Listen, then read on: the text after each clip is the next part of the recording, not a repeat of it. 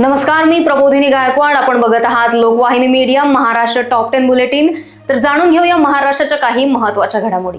कल्याणमध्ये उद्धव ठाकरे गटाला मोठा धक्का. माजी आमदार सुभाष भोईर शनिवारी बीजेपी मध्ये होणार सामील. साखरमुक्त पदार्थांच्या वाढत्या मागणीमुळे साखर उद्योग संकटात. हर्षवर्धन पाटील यांनी सरकारकडे उपाययोजना करण्याची केली मागणी.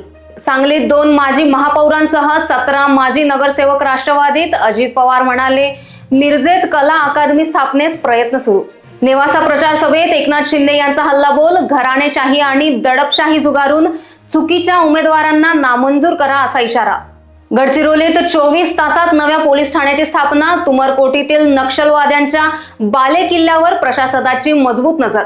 भंडारा पोलिसांच्या जाळ्यात. राष्ट्रीय महामार्गावरील 12 जणांची लूटमार टोळी.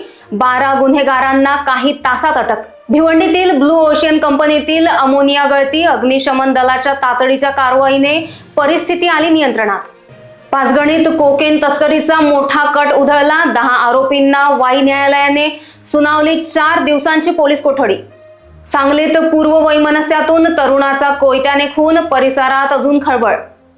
भाईंदरमध्ये बिबट्याचा धुमाकूळ. रहिवासी भागात शिरल्याने 3 जखमी. बचाव कार्य अजून सुरू. महाराष्ट्राच्या अशाच काही घडामोडींसाठी बघत रहा लोकवाहिनी मीडिया. नमस्कार.